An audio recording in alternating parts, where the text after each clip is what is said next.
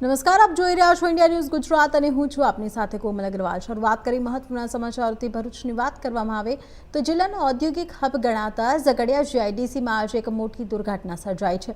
અહીં આવેલી મેટ્રોપોલિટન એક્ઝિમેડમ કંપનીમાં अचानक भीषण आग फाटी निकलता समग्र पंथक में दौड़धाम मची गई। प्राथमिक अहेवाल मुजब आगनी चपेट में आवता अंदाजे 8 जेटला कर्मचारीओ दाज्या होवानी माहिती मळी रही है। तमाम इजाग्रस्त कर्मचारीओने तात्कालिक असरथी अंकलेश्वरनी खानगी होस्पिटल खाते सारवार माटे खसेडवामां आव्या छे। આગની તીવ્રતા જોતા જીઆઈડીસીના અનેક ફાયર ટેન્ડરો ઘટના સ્થળે પહોંચી ગયા છે અને આગ ઉપર કાબુ મેળવવા માટે યુદ્ધના ધોરણે કામગીરી ચાલી રહી છે। ઘટનાની ગંભીરતાને ધ્યાનમાં રાખીને સ્થાનિક વહીવટીતંત્ર અને પોલીસ કાફલો ઘટના સ્થળે પહોંચી ગયો છે અને બચાવ કામગીરીનું નિરીક્ષણ કરી રહ્યો છે।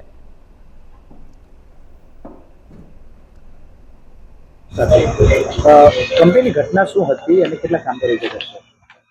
કંપનીની ઘટના બાબત તો તેવું કહેવાય કે જેવી માહિતી મળી એટલે તાત્કાલિક અમને અહીં આગળ આવીને કંપનીની અંદર એન્ટર થાય એટલે જ્યારે જોયું કે ફાયર ફાઈટર આગ બુઝાવતા જ હતા અને તાત્કાલિક જે પ્રોડક્શન મેનેજર હતા એના સાથે સંપર્ક કરવાનો પ્રયત્ન કર્યો અને જેવો સંપર્ક થયો એટલે આપણે એની પ્રાથમિક માહિતી એમની પાસેથી મેળવેલી। કેટલા ફાયર બ્રિગેડો? હાલમાં તો 10 ફાયર ફાઈટર છે, ચાલુ છે આગ બુઝાવવાની કામગીરી। કેટલા કામદારો કંપનીના પ્લાન્ટમાં હતા, કેટલા ઇજાગ્રસ્ત ને કેટલા ગંભીર છે? હવે પ્રોડક્શન મેનેજરે જે માહિતી આપી એ મુજબ લગભગ 20 જેટલા એમ્પ્લોયી પ્રોડક્શનમાં હતા। એ પ્લાન્ટ એકમાં જે આગ લાગી છે એમાં હતા, એમાંથી 15 એમ્પ્લોયીને ઈજા થઈ છે અને હાલમાં હોસ્પિટલમાં એડમિટ છે। ઘટના બની હતી આજે? ઘટના એટલે હું તો સુરત હતો, મને ખબર નથી, પણ કંઈક પ્લાન્ટમાં થયું છે। શું થયું છે ડિટેલમાં અત્યારે બધા છે ને માણસોની વ્યવસ્થા કરવામાં બિઝી છે અને આગ ઓલવવામાં બિઝી છે। કયું કેમિકલ બનાવતા હતા? એટલે કેમિકલ છે, આમાં બધા એગ્રો કેમિકલ્સ બને છે, એમાં આઈ થિંક મિથેનોલમાંથી આગ લાગી છે। કેટલા લોકો ઇન્જર્ડ છે? 15 છે અત્યારે તો। કોઈ કેઝ્યુઅલિટી અત્યારે નથી કોઈ।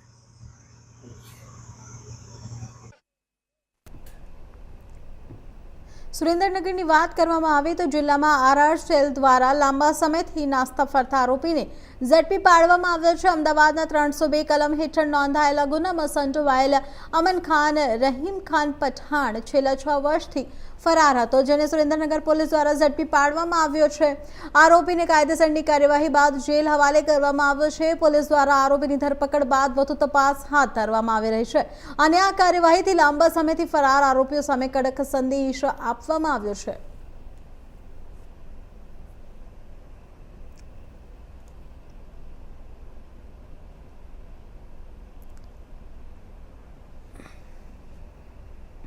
અનાવલની વાત કરવામાં આવે તો સ્થાનિક સ્વરાજની ચૂંટણીને આડે હવે ગણતરીના દિવસો બાકી રહી ગયા છે, તો હવે ઉમેદવારો દ્વારા ચૂંટણી પ્રચાર તેજ કરવામાં આવ્યો છે। ત્યારે અનાવલ જિલ્લા પંચાયત બેઠકના ઉમેદવાર રેવંતીબેન પટેલ અનાવલ 1 બેઠકના, તાલુકા પંચાયતના ઉમેદવાર જયાબેન અનાવલ 2 બેઠકના ઉમેદવાર પરિમલ પટેલને, ગાગડિયા બેઠકના ઉમેદવાર ઉત્તમભાઈ પટેલ સહિત સમર્થકો દ્વારા ઝંઝવાતી ચૂંટણી પ્રચાર કરી દેવામાં આવ્યો છે। તો આજે સવારથી જ અનાવલ વિસ્તારની બહુવિધ રહેણાંક સોસાયટીમાં જિલ્લા પંચાયત બેઠકના ઉમેદવાર તેમજ તાલુકા પંચાયત બેઠકના ઉમેદવારો સહિત મોટી સંખ્યામાં સમર્થકો પ્રચારમાં જોડાયા હતા।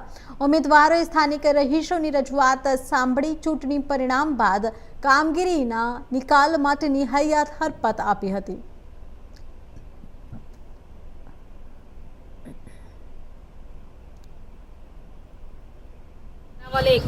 જયાબેન રમેશભાઈ પ્રજાપતિ તાલુકા પંચાયતમાં ઉમેદવારી નોંધાવી છું। લોકોના પ્રશ્નોના માટે હું ઉમેદવારી નોંધાવી છું।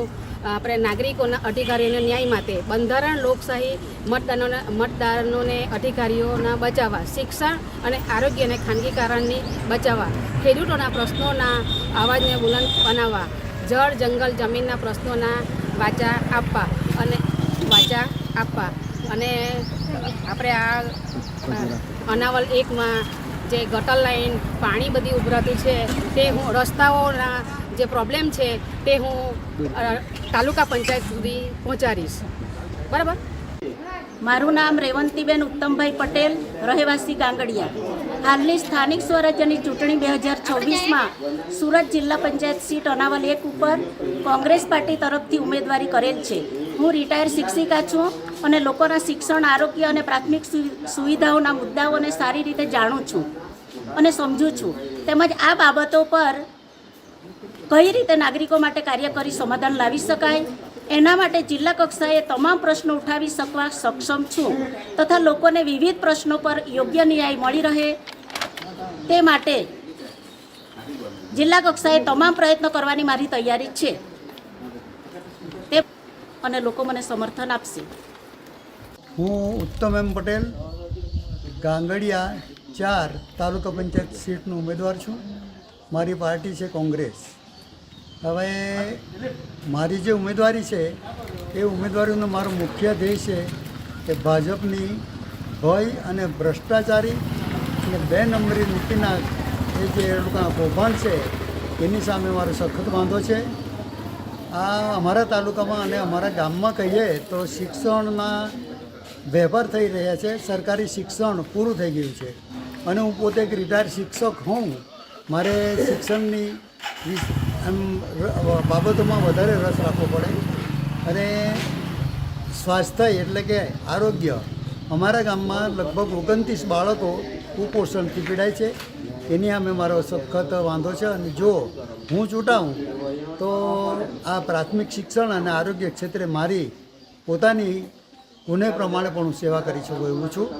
અને ભાજપની જે બેધારી નીતિ છે, કોમને લડાવવાના જે લડાઈ ઝઘડા રમે છે એની હવે સખત વાંધો છે અને હું પ્રેમ અને ભાઈચારાથી રાજ્યમાં કે આપણે તાલુકામાં શાસન ચલાવીશું એની ખાતરી આપું છું. ડભોઈની વાત કરવામાં આવે તો તાલુકાના સાઠોદ ગામે કોંગ્રેસના પૂર્વ ધારાસભ્ય સિદ્ધાર્થ પટેલની સભા યોજાઈ છે, જેમાં અવારનવાર સ્થાનિક સ્વરાજની ચૂંટણીને અનુલક્ષી ડભોઈ તાલુકાના સાઠોદ ગામે કોંગ્રેસ પાર્ટી દ્વારા એક જાહેર સભાનું આયોજન કરવામાં આવ્યું હતું, જેમાં ડભોઈના પૂર્વ ધારાસભ્ય અને કોંગ્રેસના દિગ્ગજ નેતા સિદ્ધાર્થ પટેલ ઉપસ્થિત રહ્યા હતા. આ સભામાં મોટી સંખ્યામાં કોંગ્રેસ કાર્યકરો તેમજ ગ્રામજનો હાજર રહ્યા હતા. સભા દરમિયાન સિદ્ધાર્થ પટેલે કોંગ્રેસ પક્ષની નીતિઓ અને વિકાસલક્ષી કાર્યક્રમો અંગે જનતાને માહિતી આપી હતી. સાથે જ આવનારી સ્થાનિક સ્વરાજની ચૂંટણીમાં કોંગ્રેસ ઉમેદવારોને બહુમતીથી જીતાડવા માટે અપીલ કરી હતી. ચૂંટણી પહેલા ધાક ધમકીથી કોંગ્રેસ ઉમેદવારોના ફોર્મ પરત ખેંચવા બનાવ અંગે પ્રતિક્રિયા આપતા તેઓએ જણાવ્યું હતું કે લોકશાહીમાં તમામને વોટ આપવાનો અધિકાર છે, જે છીનવો ના જોઈએ. લોકતાંત્રિક રીતે ચૂંટણી યોજાય તેમજ ધાક ધમકી કે ડરાવી ધમકાવીને ચૂંટણી જીતવા માંગતા તત્વોને વોટની તાકાતથી જકારો આપવા મતદારોએ અપીલ કરી હતી. આજે સાઠોદ મુકામે અત્યારે સભાનું આયોજન કરવામાં આવ્યું હતું. સવારે કારવણ અને એ સભાઓ પણ સવારના થઈ. સમગ્ર વિસ્તારમાં ફરી અને આગામી સ્થાનિક સ્વરાજ્યની ચૂંટણીઓના પ્રચાર અર્થે મેં લોકોને વિનંતી આજે સૌને કરી છે. આ લડાઈ એ માત્ર એક ચૂંટણીનો જંગ નથી. આ લડાઈ એ અધિકારની લડાઈ છે. દરેક વ્યક્તિને પોતાની પસંદગીનો ઉમેદવાર ચૂંટવાનો અધિકાર છે. એ એનો બંધારણીય હક છે. અને કેટલાક લોકો ડર, ભય અને દબાણથી આ અધિકારને છીનવી લેવાનો પ્રયત્ન કરતા હોય ત્યારે એની સામે અવાજ ઉઠાવો એ સૌની નૈતિક ફરજ છે. તાજેતરમાં જ ડભોઈમાં જે બનાવ બન્યા, જબરજસ્તીથી ઉમેદવારી પત્રક પાછું ખેંચવાનું અને એના ભાગરૂપે જે લોકો કેટલાક મિત્રોની ઉમેદવારોની સામે બિનજરૂરી આક્ષેપ કરી, ખોટો આક્ષેપ કરી અને કેસ કરવામાં આવ્યા અને એમને પોતાનો પ્રચાર કરતા પણ અટકાવવામાં આવ્યા. આ કોઈ લોકશાહી પ્રક્રિયા નથી. લોકશાહી પ્રક્રિયામાં દરેક વ્યક્તિને પોતાની વાત રજૂ કરવાનો અધિકાર હોવો જોઈએ અને કોઈક પોતાના લાભ ખાતર આ અધિકારને છીનવવાનો પ્રયત્ન કરે તો એ લોકશાહીનું અપમાન છે અને એની સામે કડકમાં કડક રીતે અવાજ ઉઠાવવો એ આપણા સૌની નૈતિક ફરજ છે.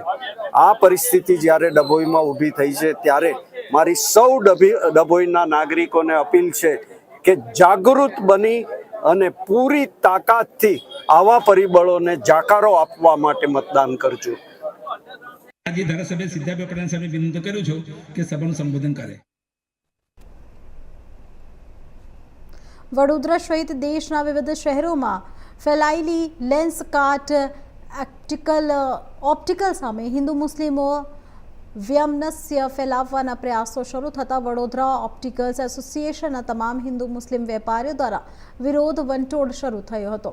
રાવપુરા સનરાઇઝ કોમ્પ્લેક્સ નજીક વડોદરાના ઓપ્ટિકલ મેમ્બરોએ એકત્રિત થઈને આ કંપની વિરુદ્ધ ભારે સૂત્રોચ્ચાર કરીને પ્લે કાર્ડ સહિત દેખાવો કર્યા હતા. ઉલ્લેખનીય છે કે લેન્સકાર્ટ દ્વારા વિવાદિત અભિયાન શરૂ કરતા વડોદરા સહિત દેશભરમાં આ કંપની સામે વિરોધ વંટોળ ભૂમકી ઉઠ્યો હતો. હાલમાં વડોદરા મહાનગરપાલિકાની યોજનારી ચૂંટણીમાં પણ આ મુદ્દો ગરમ થવાની શક્યતા નકારી શકાતી નથી. તો લેન્સકાર્ટ કંપની દ્વારા અભિયાન શરૂ કરાયું હોવાની શક્યતા છે, જેમાં લેન્સકાર્ટ કંપનીમાં તિલક, સિંદૂર અને કલાવા જેવા હિન્દુ ધાર્મિક પ્રતીકો પર પ્રતિબંધ મૂકવાનો આરોપ છે. પરિણામે બિન સાંપ્રદાયિક ભારત દેશમાં કોમી જ્વાળા ભભકાવવાની શક્યતા સેવાઈ રહી છે.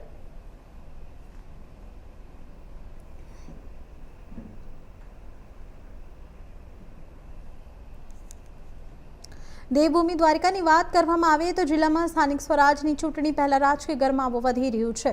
ત્યારે આમ આદમી પાર્ટી દ્વારા ખંભાળિયા શહેરમાં ભવ્ય શક્તિ પ્રદર્શન અને બાઇક રેલીનું આયોજન કરવામાં આવ્યું હતું. આ કાર્યક્રમમાં પાર્ટીના નેતા ઈસુદાન ગઢવીની આગેવાનીમાં યોજાયો હતો, જેમાં મોટી સંખ્યામાં કાર્યકરો અને સમર્થકો જોડાયા હતા. ખંભાળિયા શહેરના મુખ્ય માર્ગો પર આમ આદમી પાર્ટીના કાર્યકરો દ્વારા બાઇક રેલી કાઢવામાં આવી હતી. પાર્ટીના ઝંડા અને સૂત્રોચ્ચારો સાથે શહેરમાં રાજકીય માહોલ ગરમાયો હતો. યુવાનોથી લઈને વરિષ્ઠ કાર્યકરો સુધી તમામ વર્ગના લોકો આ રેલીમાં ઉત્સાહપૂર્વક જોડાયા હતા. સમગ્ર શહેરમાં રેલીને લઈને અનોખો ઉત્સાહ અને ઉમંગ જોવા મળ્યો હતો. સાથે સાથે આ પ્રસંગે ઈસુદાન ગઢવીએ જનસમૂહને સંબોધિત કરતા ખંભાળિયા શહેરના વિકાસ મુદ્દે સત્તાધારી પક્ષ પર આક્ષેપો કર્યા હતા.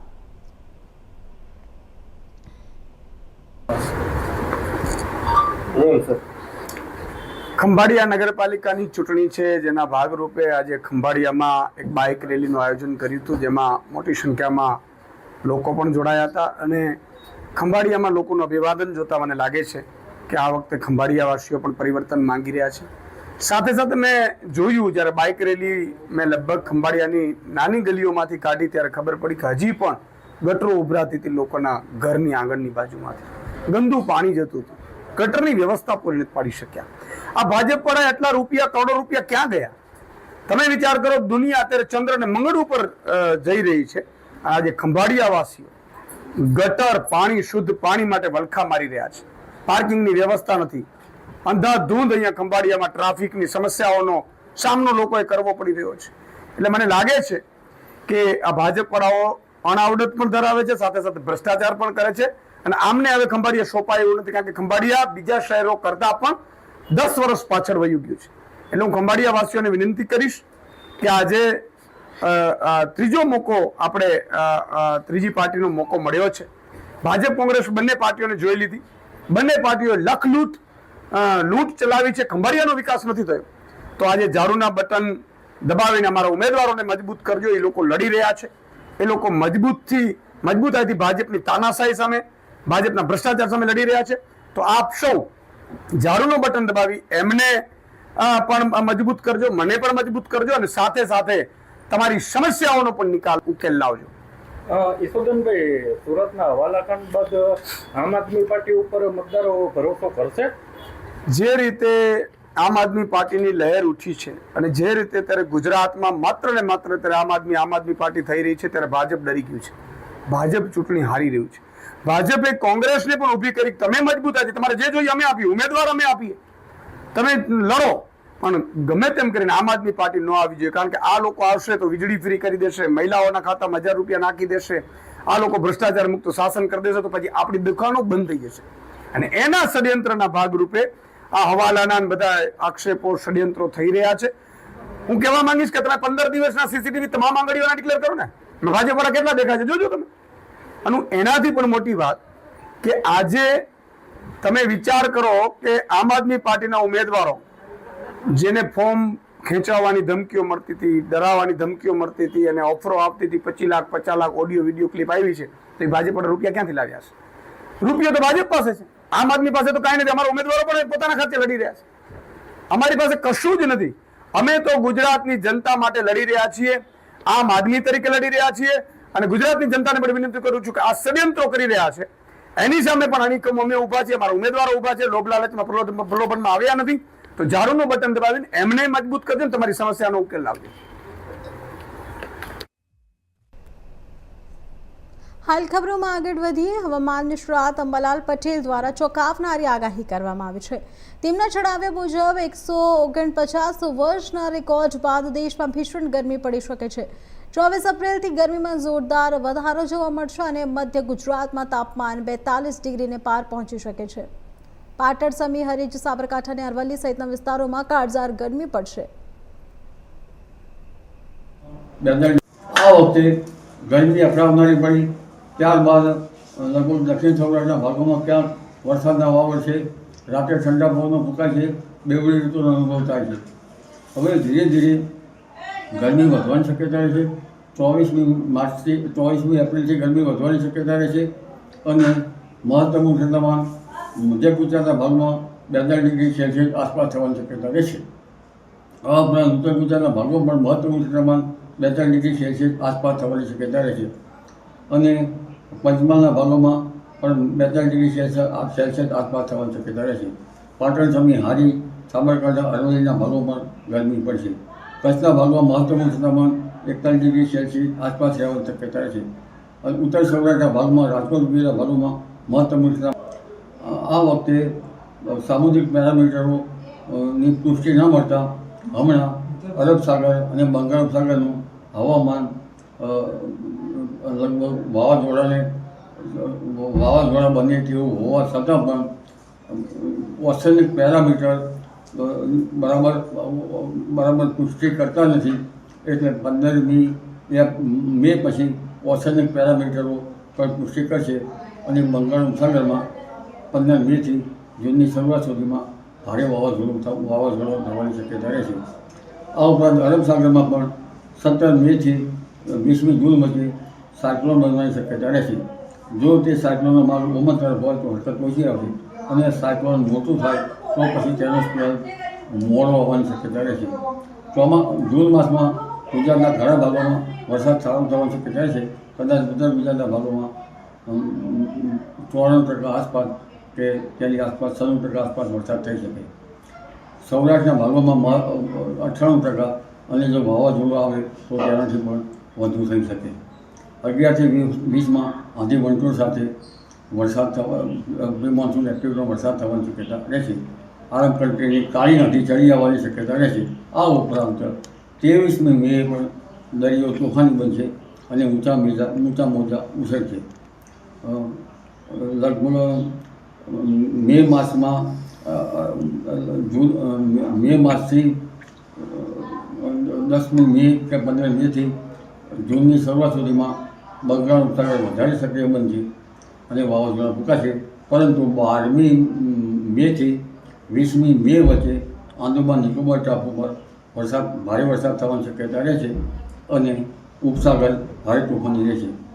ત્યારબાદ લગભગ 28મી મે સુધીમાં આંદામાન નિકોબાર ટાપુ પર વરસાદની પ્રક્રિયા રહેશે અને શ્રીલંકા ઉપરથી અને આંદામાન નિકોબાર ટાપુ ઉપરથી 28મી મેથી જૂનની શરૂઆત સુધીમાં ચોમાસું પહોંચવાની શક્યતા રહેશે. પરંતુ આ ચોમાસાની દક્ષિણ ભારતમાં કેરળ કાંઠે ચોમાસા પહોંચેલી પુષ્ટિ તો હવામાન ખાતું તેના જે જુદા જુદા નોમ છે તે પ્રમાણે તેની પુષ્ટિ કરી શકશે. જી. આણંદની વાત કરવામાં આવે તો ઉમેરઠ વિધાનસભાની પેટા ચૂંટણીમાં આજે કોંગ્રેસ ઉમેદવાર ભૃંગુરાજસિંહ ચૌહાણે પોતાના ગામ અહીમા ખાતે સામાન્ય મતદારની જેમ જ લાઇનમાં ઊભા રહી મતદાન કર્યું હતું. અહીમા સ્થિત મહાદેવ મંદિરમાં પૂજા કર્યા બાદ ભૃંગુરાજસિંહ ચૌહાણ પોતાના પરિવાર સાથે મતદાન મથકે પહોંચ્યા હતા અને મતદાન કર્યું હતું. મતદાન બાદ તેઓએ જીતનો વિશ્વાસ વ્યક્ત કરી પોતાની જીત નિશ્ચિત હોવાનું જણાવ્યું હતું.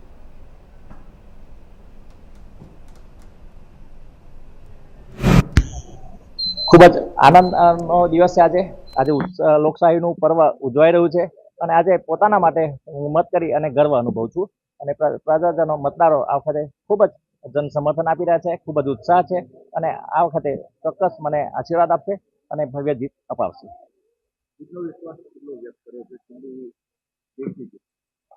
લીડ કરતા હું જીતીશ એ નિશ્ચિત છે અને લોકોએ ઉમળકાભેર આ વખતે જન સમર્થન આપ્યું છે. મારા પ્રચાર દરમિયાન ખભે ખભા મિલાવીને એક પરિવારની જેમ મને જન સમર્થન આપ્યું છે અને આ વખતે ચોક્કસ આત્મવિશ્વાસ સાથે હું કહું છું કે પ્રચંડ બહુમતીથી અમારી જીત થશે.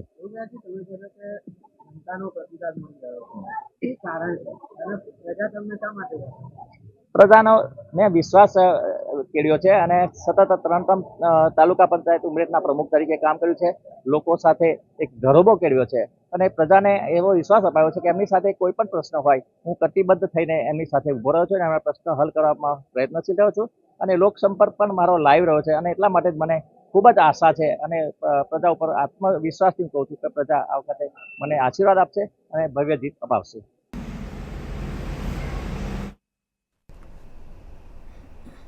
સુરેન્દ્રનગરની વાત કરવામાં આવે તો જિલ્લાના ચોટીલા તાલુકામાં ગેરકાયદેસર ખનન સામે તંત્ર દ્વારા કડક કાર્યવાહી હાથ ધરવામાં આવી રહી છે. નાયબ કલેક્ટર એચ.ટી. મકવાણા અને તેમની ટીમે રાજભર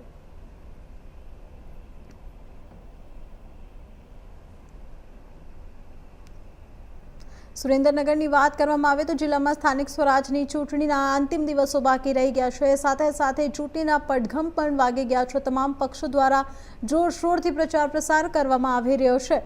જિલ્લામાં નગરપાલિકા અને નગરપાલિકાઓએ તાલુકા પંચાયત તથા જિલ્લા પંચાયતની બેઠક માટે ચૂંટણી યોજાઈ રહી છે. આ સ્થાનિક ચૂંટણીમાં ભાજપના ઉમેદવારોના પ્રચાર માટે તાલુકા અને ગ્રામ વિસ્તારોમાં ધારાસભ્ય દ્વારા પણ પ્રચાર કરી અને ભાજપના ઉમેદવારોને વિજય બનાવવા માટે અપીલ કરી રહ્યા છે. હાલ અત્યારે સ્થાનિક સ્વરાજની ચૂંટણી ચાલી રહી છે. ચોટીલામાં નગરપાલિકાની ચૂંટણી પણ છે અને જિલ્લા પંચાયત અને તાલુકા પંચાયતની ચૂંટણી છે. કેવો પ્રતિસાદ છે? સ્થાનિક સ્વરાજ્યની ચૂંટણીમાં તાલુકા પંચાયત, જિલ્લા પંચાયત અને ચોટીલા નગરપાલિકામાં ચૂંટણી દરમિયાન જ્યાં અમારા પ્રવાસ દરમિયાન પ્રજા વચ્ચે જવાનું થાય છે ત્યારે વિકાસની રાજનીતિ, વિકાસના કામો ને પ્રજા આવકારીને અને ભાજપમાં નરેન્દ્ર મોદી સાહેબ અને મુખ્યમંત્રી જે એના વિકાસના કામો છે, વિકાસના કામોને આ પ્રજા મત આપવાની છે.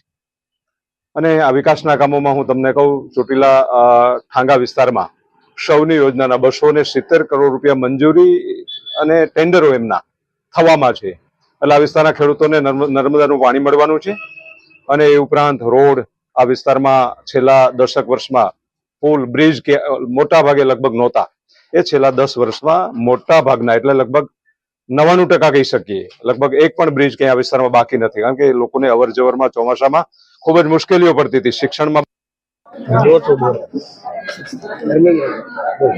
સમગ્ર ગુજરાતમાં સ્થાનિક સ્વરાજ્યની ચૂંટણી આવી ગઈ છે ત્યારે હું મારા મત વિસ્તાર એટલે કે સુરેન્દ્રનગર જિલ્લાના 61 વિધાનસભા એટલે કે લીંબડી, ચૂડા અને સાયલા, હું મારા વિસ્તારની જે તાલુકા પંચાયત અને જિલ્લા પંચાયતો છે એમાં 11 જિલ્લા પંચાયતો મારે ત્યાં આવે છે.